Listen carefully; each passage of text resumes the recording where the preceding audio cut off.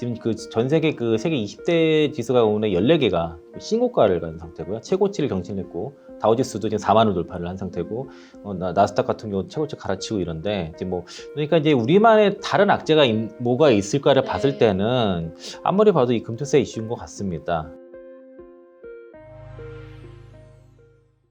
네, 여러분 안녕하세요. 그로스리서치 초대석. 오늘은요, 하이투자증권 강북 WM센터 이창원 영업부장 모시고 2차 전지 관련된 자세한 이야기 또 나눠보도록 하겠습니다.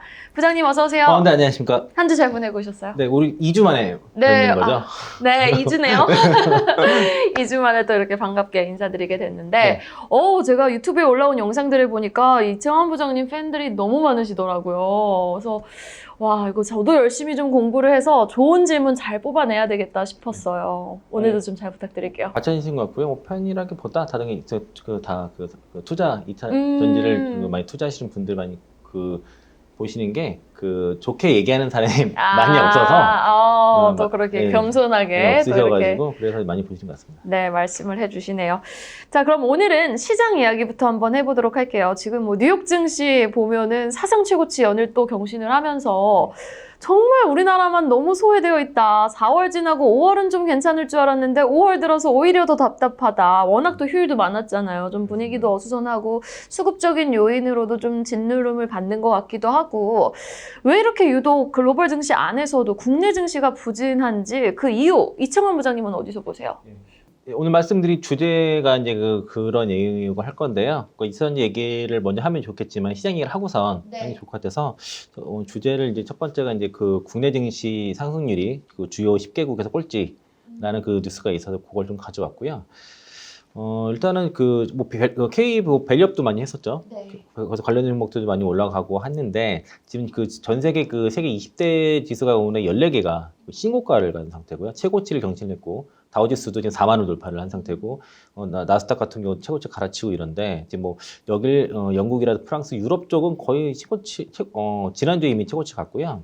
일본도 그렇고 호주, 인도 다 좋은데 우리만 지금 그래요. 그래서 지금 코스피 상승률이 2.5% 거의 연간으로 오르질 않아가지고 코스닥 마이너스입니다 오히려. 그래서 이게 지금 꼴찌다란 그런 뉴스가 있고요. 실제로 이렇습니다. 그래서 이제 일본이 이제 올해 1월 2일에서 5월 사이, 5월 17일 사이 등락이 일본은 이렇게 16.52% 그리고 이제 미국이랑 독일, 영국들은 이제 11%에서 중국도 저점에서 많이 올랐어요. 그래서 코스피 12개월 선행 PER이 10.3배거든요. 중국이 10.4배예요. 우리가 몇 달 전만 해도 우리가 한 12배, 중국이 8배, 9배 막 이래서 최근에 올라와서 10배 올라왔는데 우리가 못 올라가가지고 그러니까 실적 추정치 좀 올라갔는데 지수가 못 올라가니까 밸류에이션이 낮아지는 거죠.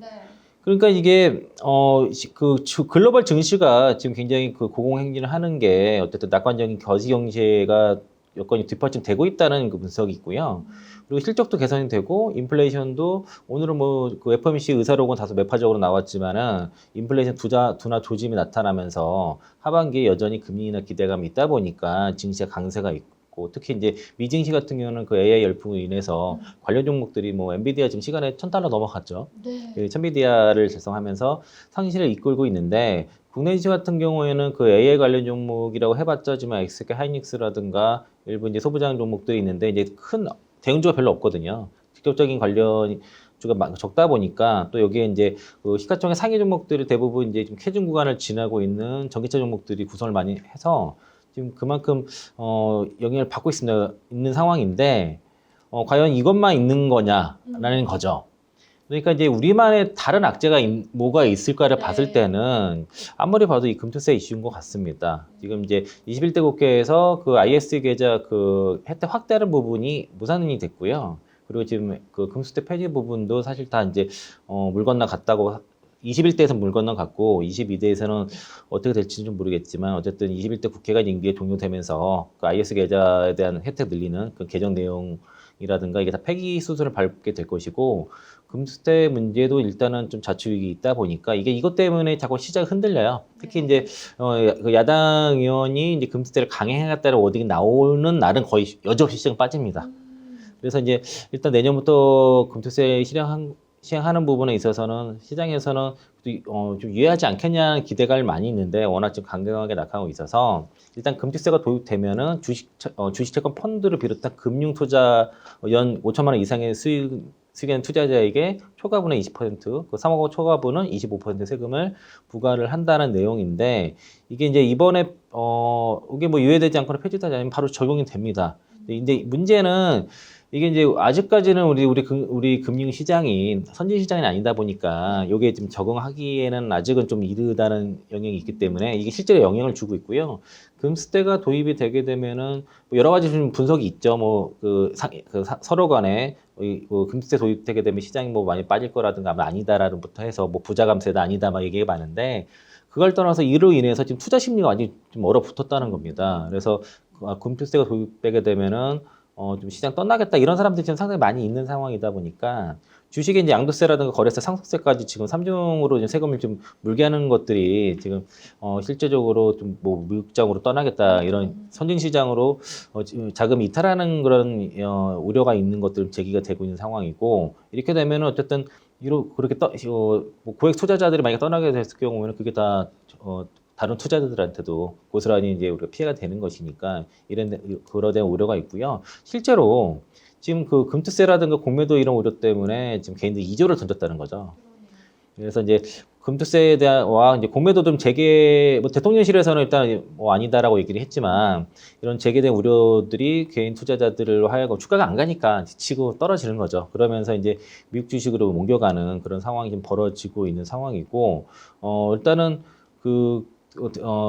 대통령실에서는 어쨌든 그 금투세 폐지된 필요성을 얘기를 하고 있지만 어쨌든 야당이 지금 다수를 장악하고 있는 입장에서는 조세 형평성을 위해서는 합의를 더 이상 이제 미룰 수 없다라고 지금 입장을 고수하고 있어가지고 일단은 지금으로서는 일단은 시행 가능성이 높은 상황이라고 좀 볼 수 있겠고요. 실제로 그래서 개인들도 이게 공매도에 되게 민감해요, 지금 사실. 근데 이복현 금감원장이 이 얘기를 한 게 단순히 개인적인 희망이라고 얘기를 했지만 이건 사실은 우리가 세계 국채지수 편입과 연관이 있을 수 있습니다. 이게 이제 9월 달에 이제 발표가 되는데 우리가 이제 정량적인 평가는 다 갖춰져 있거든요. 근데 지금 정성평가에서 지금 모자라요. 네, 그래서 거기 외국인들의 접근성에 대한 부분 정성평가 들어가는데 그게 공매도 실행이 기본으로 들어갑니다. 그래서 이게 이제 그렇게 되면 세계 국제지수에 들어가게 되면은 외국인 거기에 따른 추정 자금들이 들어오기 때문에 우리가 환율 안정에 되게 기여할 수 있거든요. 그래서 계속 외환보유고를 쓰는 것으로 환율 방어하기 쉽지는 않을 거예요. 그래서 이제 그런 것 때문에 이런 워딩이 나온 게 아닌가. 또 특히 이제 4월 달부터 외국인들이 개태적으로 계속 쌓아놓은 것들이 뭐 올해 하반기에 시행될 수 있다는 얘기가 좀 있었는데. 그게 5월 달에 좀 수면에 가라앉았다가 다시 여기 나온 것들이 굉장히 시장에 좀 부담을 지금 주는 상황이었고, 그래서 최근에 대형주들이 자꾸 못 갑니다. 대형주들 종목들의 매도가 많이 나오고, 코스피 쪽에 이날 외국인들 기관이 코스피 종목도 정말 많이 매도했어요. 선물도 그렇고. 이날이라고 하면 며칠 기준? 이보고 16일 날 금감원장이 말씀하신 그날 코스피 쪽에 매도가 굉장히 많이 나왔습니다. 특히 코스피 상위 종목들 15개 종목 중에서 하이닉스 빼고는 거의 다 장 초반에 다 빠졌었고요. 그래서 그 영향이 지금 있다라고 판단이 들고, 그래서 이제 금투세와 지금 공매도 재개될 우려가 있는데 만약에 이제 시스템을 다 갖춘 상태에서 공매도 재개를 한다 그러면은 올해 연내 실행은 뭐 불가능하겠지만은 이게 뭐 일부 부분 재개를 하겠다 이런 얘기가 나오게 되면은 또 시장이 또 부담되고, 일단 금투세 이슈가 해결되지 않는 이상은 이런 시장이 이제 거래가 지금 말랐다 그러나요? 거래 대금이 지금 말라가지고 매수세가 없다 보니까 매수세가 없어서 주가가 못 가고 빠져요. 그러다 보니까 큰 대형주들을 들어 올릴 만한 지금 시장에 자금 여력이 없어서, 그래서 작은 종목들이 주로 이제 개별 종목들은 그쪽으로 자금이 몰리고 그런 쪽으로 움직이는 경향이 좀 있다고 볼 수 있겠고, 금스테 같은 경우에는 2020년도만 해도 한 수천 명, 뭐 1만 명 이하 정도로 그렇게 봤었는데 지금은 이게 채권 때문에 채권 개미들이 많이 생겼어요. 이제 금리가 인하할 거라고 생각이 드니까 이제 채권 투자를 많이 해서 이게 이제 뭐 수만 명, 수십만 명이 될 수도 있다는 얘기가 있는 상황이고요. 이게 이제 금투자 납부 대상이 1만 명 미만이 아니라 수십만 명 가능성이 있다는 겁니다. 예전에는 과세 대상이 이제 1만 명 이하로 봤지만은 이 채권 투자가 지금 굉장히 많이 늘었어요. 최근에 16개월간 개인들이 매수한 채권 순매수 금액이 53조고요. 이게 1인당 1억만 잡아도 53만 명이라는 거죠. 이게 이제 엄청나게 큰 건데, 이제 채권 투자 같은 경우에는 그 이자 수익이랑 자본 수익, 만기 상환 이 세 가지로 보면 되는데, 이 이자 수익에 대해서만 15.4% 이자 소득세를 내고요. 그 자본 차익과 그 만기 상환 이익에는 세금을 부과하지 않거든요. 그런데 그 이자 소득세 같은 경우는 이게 그 2천만 원이 그 다른 수익과 합쳐서 넘어가게 되면 종합과세가 되기 때문에 채권 투자하신 분들은 웬만해서 만기까지 가져가거나 아니면 이제 거기서 그 매매 차익을 주로 하거든요.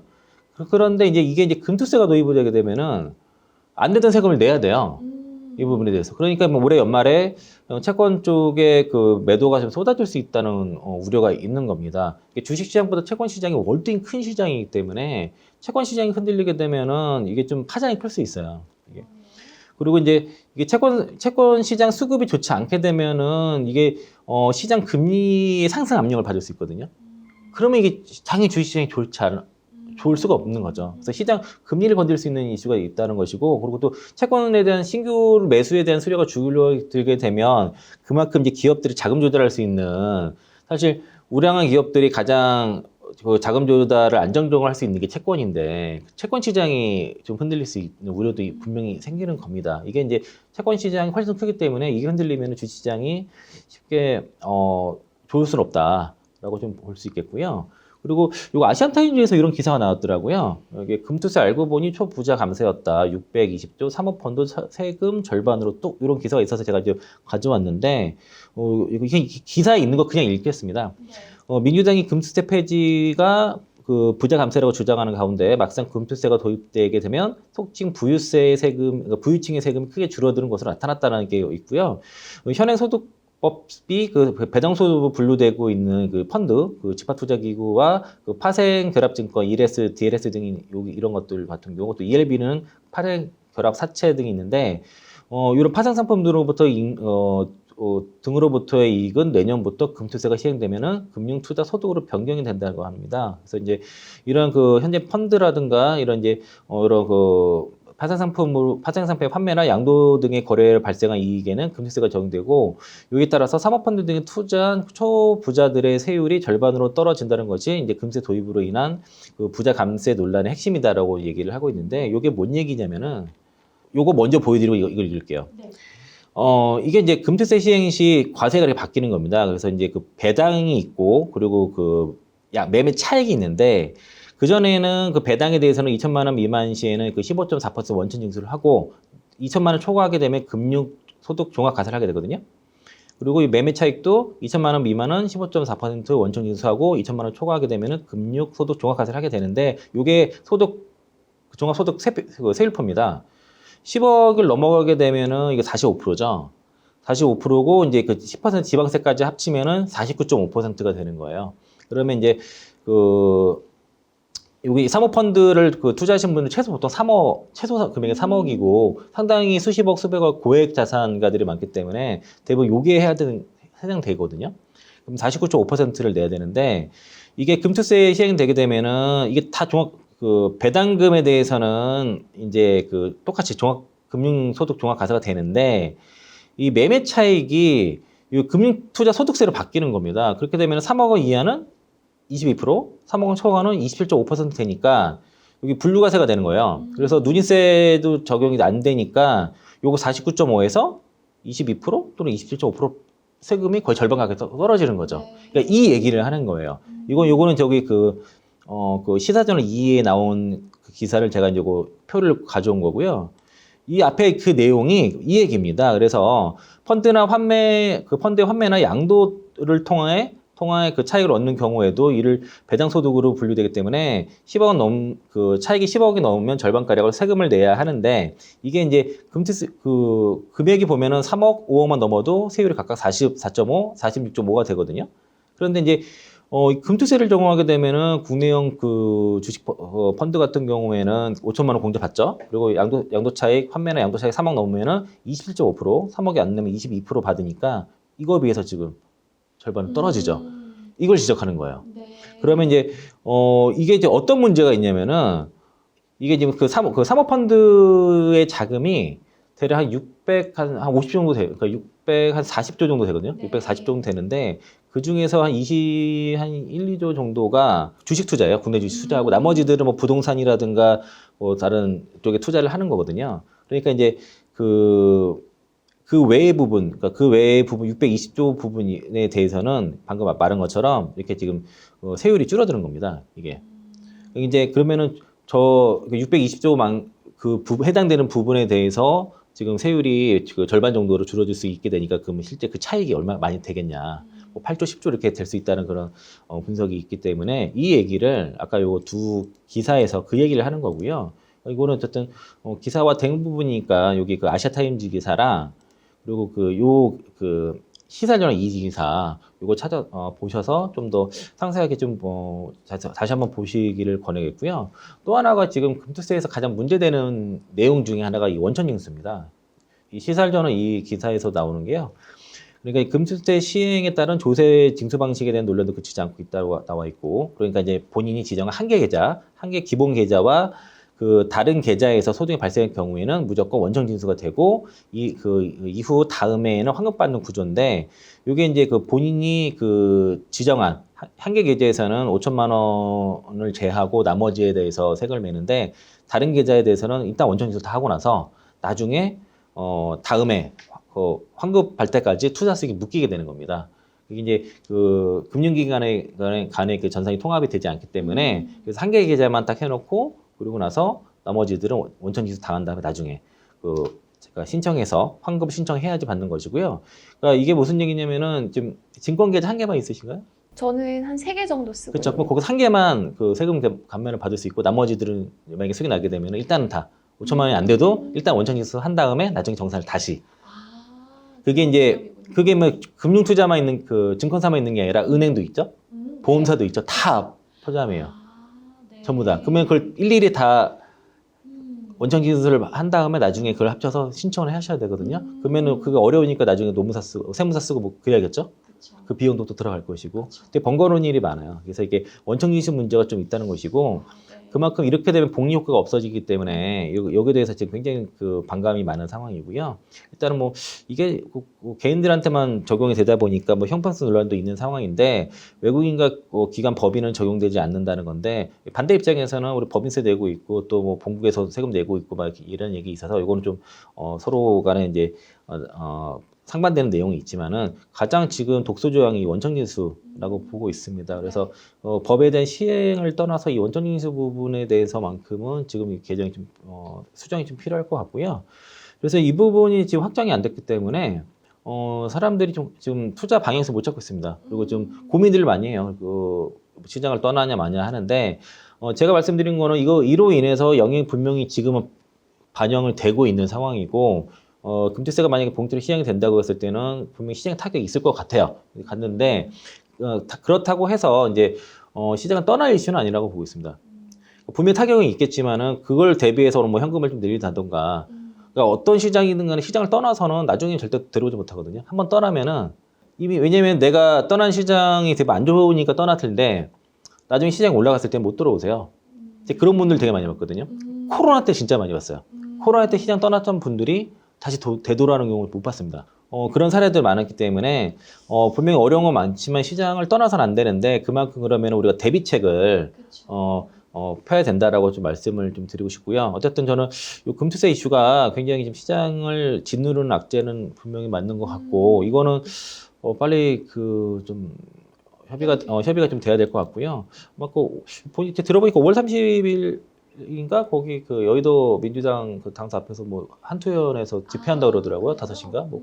그래서 네. 그런 거 좀 가보시면 좋을 것 같습니다. 네, 알겠습니다. 일단 뭐 금투세라든지 뭐 금리 시장에 대한 위축 우려라든지 참 많은 다양한 요인이 국내 시장의 투심을 좀 짓누르고 있는 상황인데, 2차 전지 이야기도 바로 한번 해보도록 하겠습니다. 네.